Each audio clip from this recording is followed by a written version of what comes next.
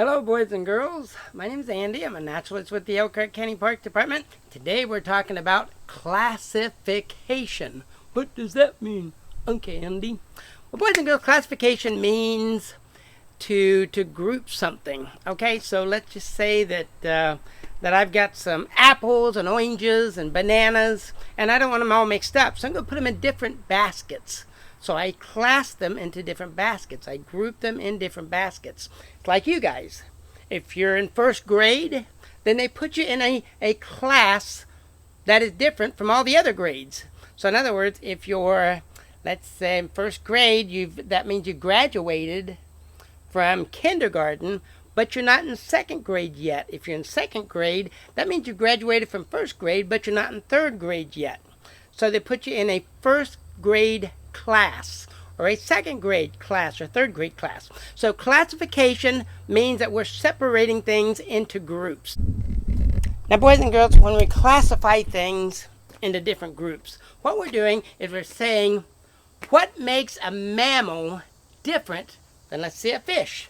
There's got to be different things about them that make them different, okay? Because a grizzly bear is definitely different than a salamander. All right, there are differences between the two.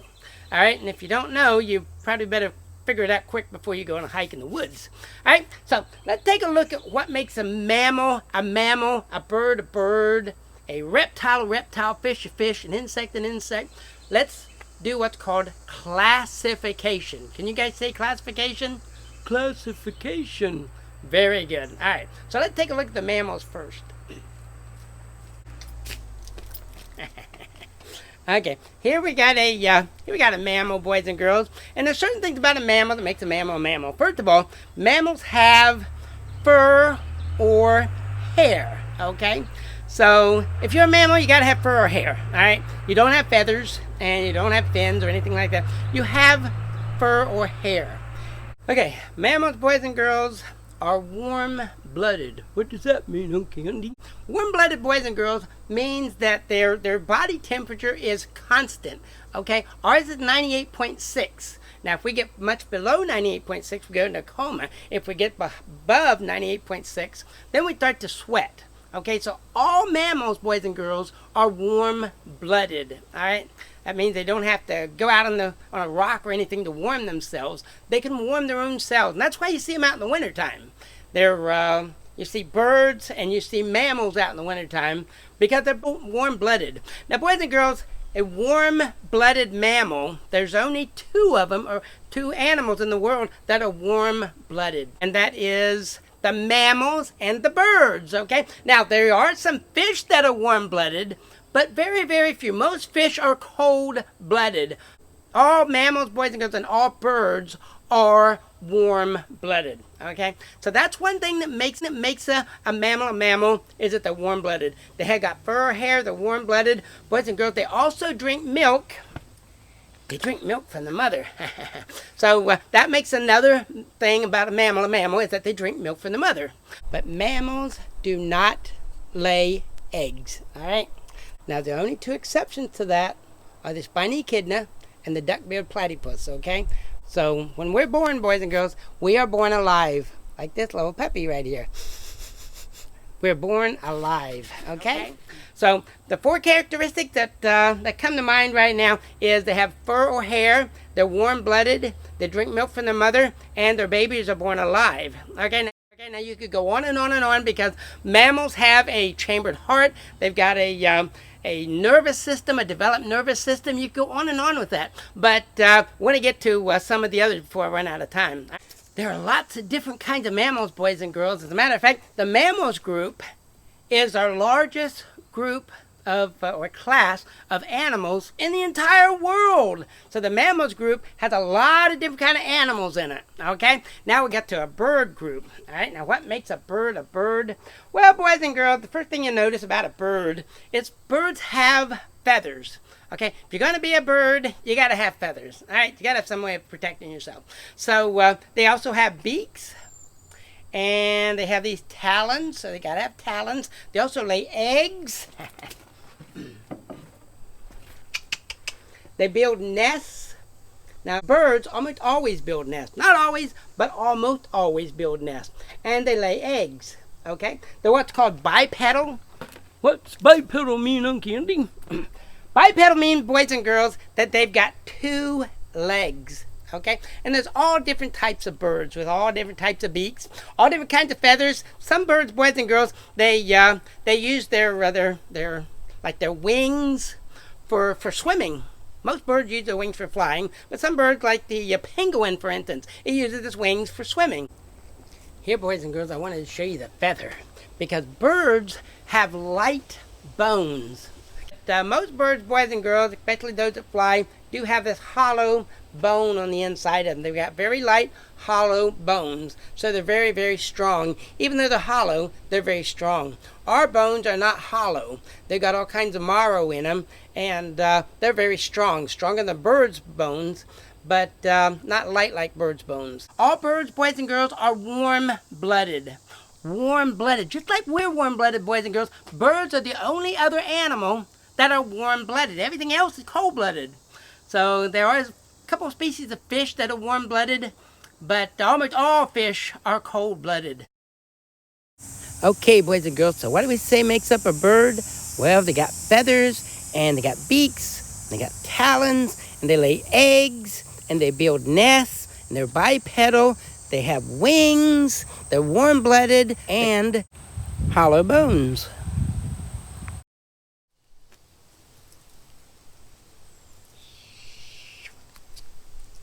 What is that, boys and girls?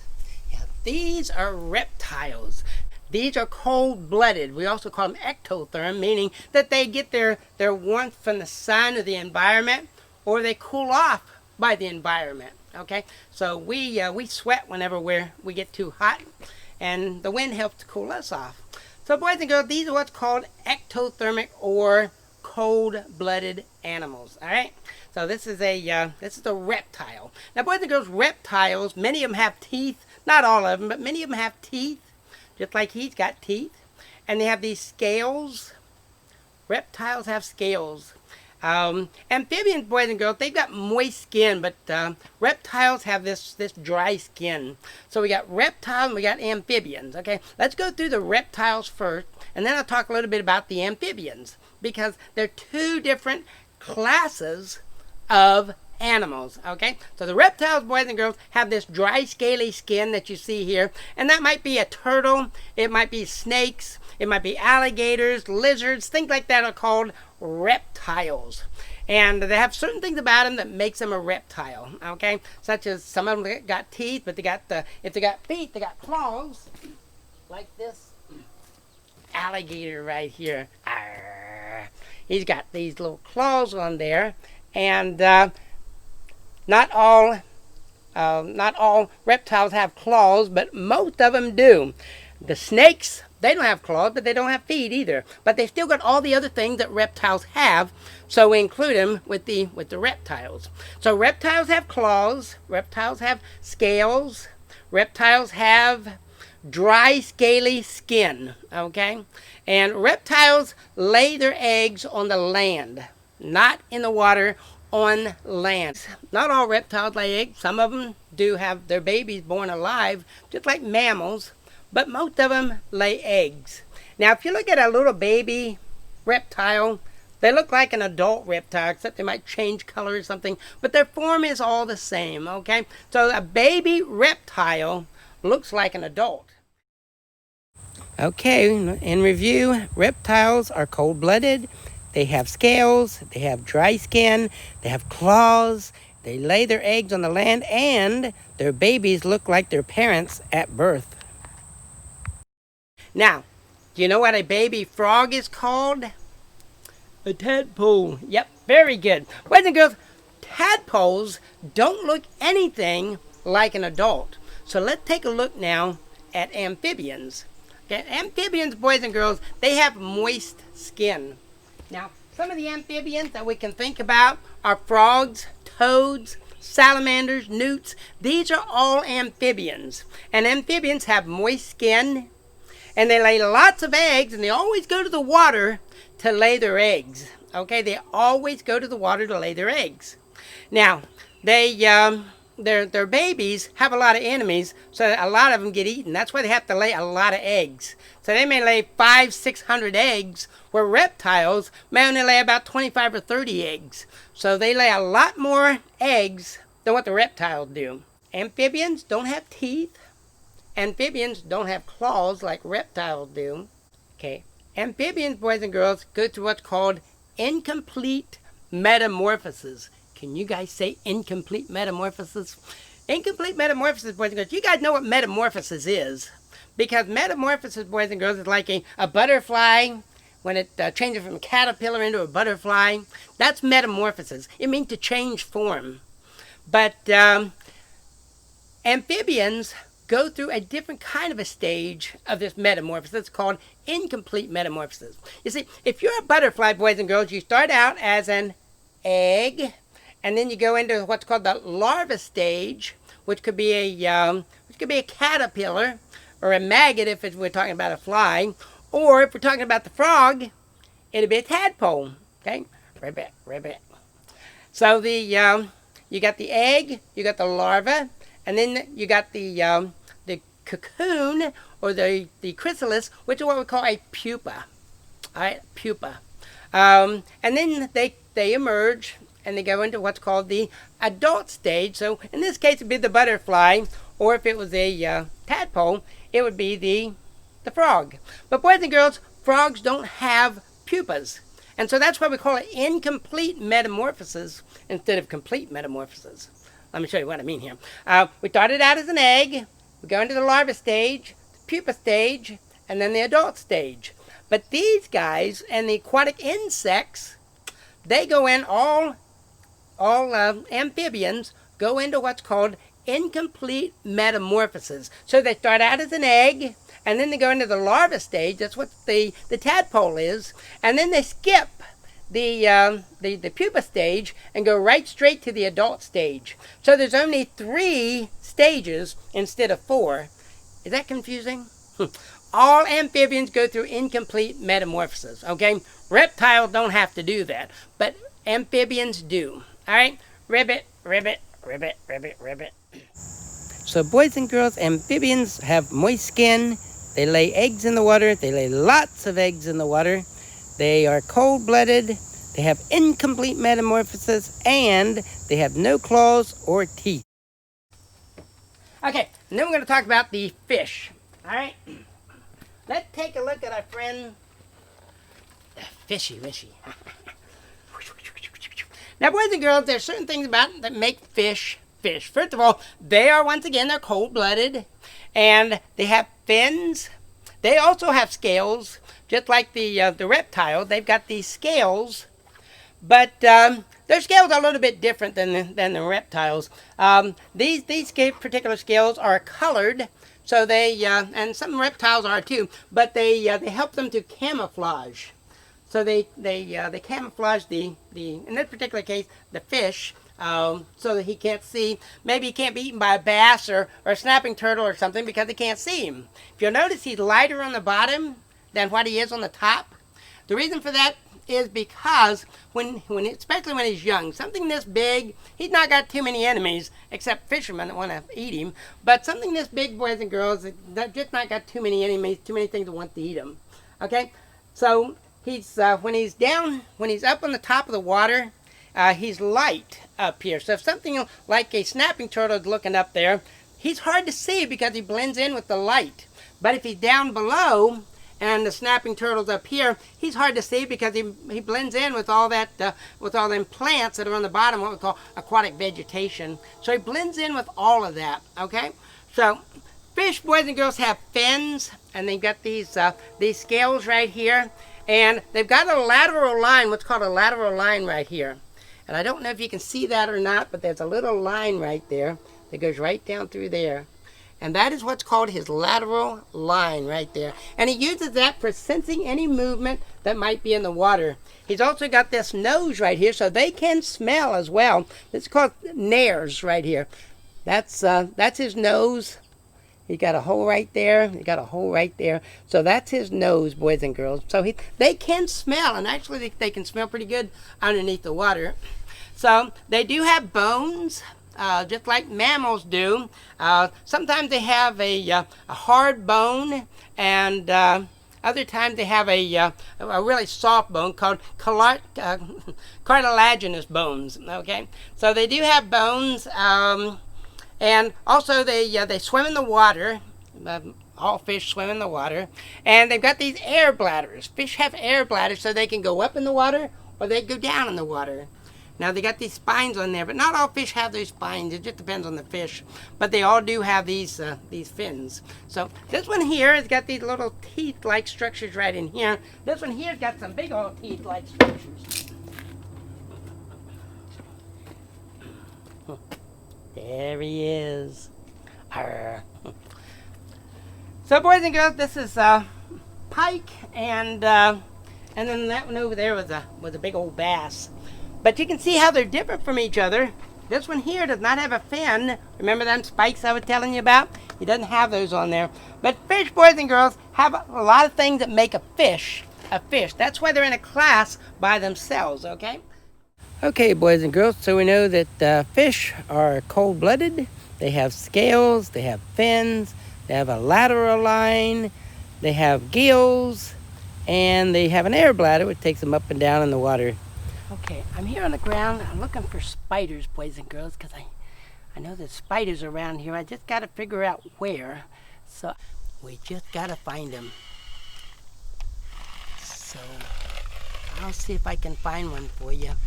But, well, can't always find them, but you can. Ow! Ouch!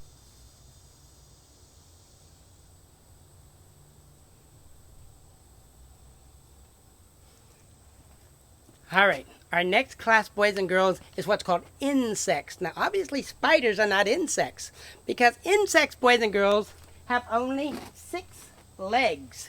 They're also cold-blooded, but they've got 6 legs. So they got 1, 2, 3, 4, 5, 6. And they got 3 body parts, which we call the head, the thorax, and then the abdomen. Now, boys and girls, the head has the eyes, and they either have simple eyes or they have compound eyes. And then sometimes they have antennas on them. Why do insects have antenna? They can't afford cable. They use them for different things, boys and girls. Depends on the insect. They might use them for feeling, communication, whatever. But they use them for different things depending on the insect. And then they got different mouth parts, which we might go into later. And then they got the thorax. The thorax, boys and girls, is where the wings and the legs are attached. Okay, and then they got the abdomen. Now, boys and girls, the abdomen can be used for using the bathroom. It can be used for laying eggs. The abdomen also has these little things called spiracles on them, and that is where it breathes out. So it can breathe in through its thorax and out through its abdomen. So they got 3 body parts: head, thorax, and abdomen. Okay, now a spider only has 2, and it's in a different class. But boys and girls, we could go on and on and on with classes of insects or classes of different kind of animals, because there's a lot of different classes out there of animals. So we could go on and on and on. So I'm just mentioning what we call arthropods, the spiders, the centimeters, millipedes, the crayfish. These are all in a phylum called arthropods. You'll learn about that later.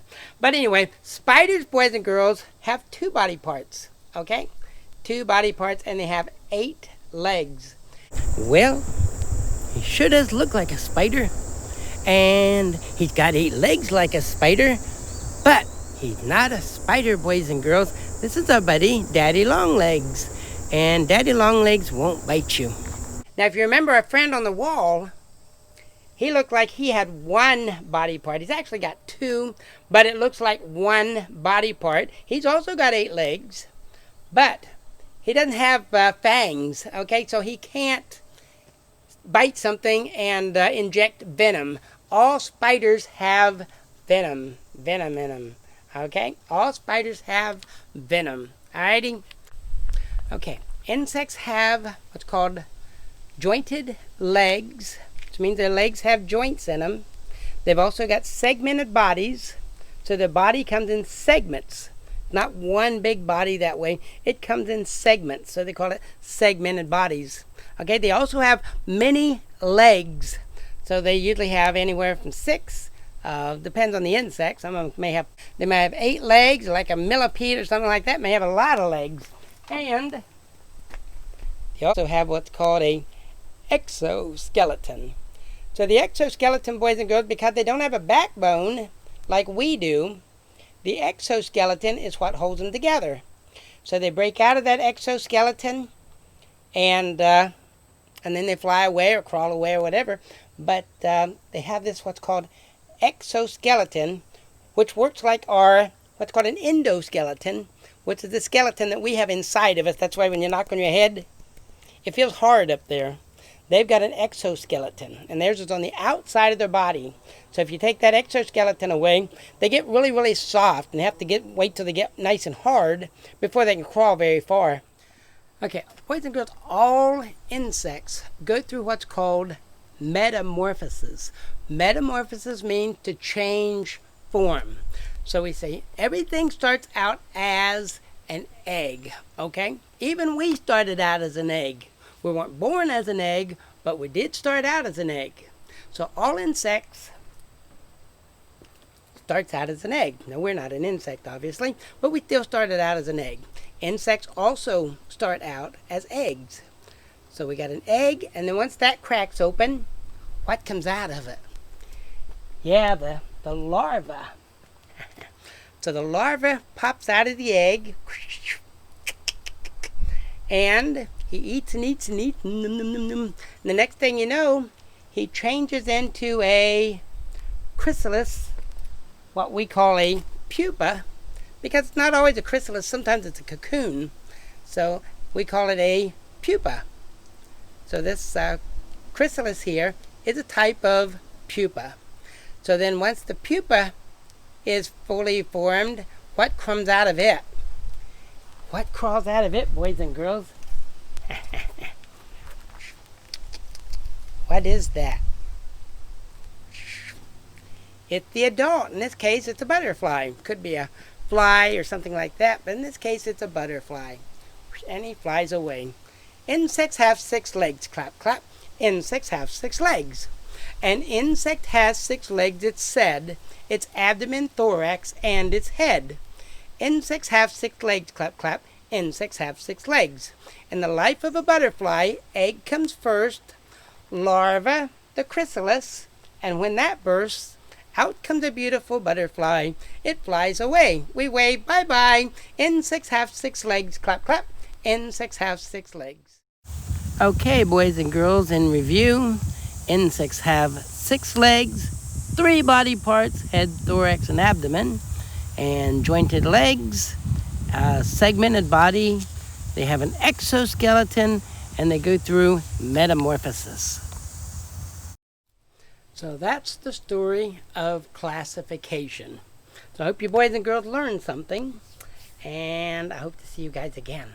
All right, my name's Andy Langdon, and I'm a naturalist with the Elkhart County Park Department, and this is Classification 101.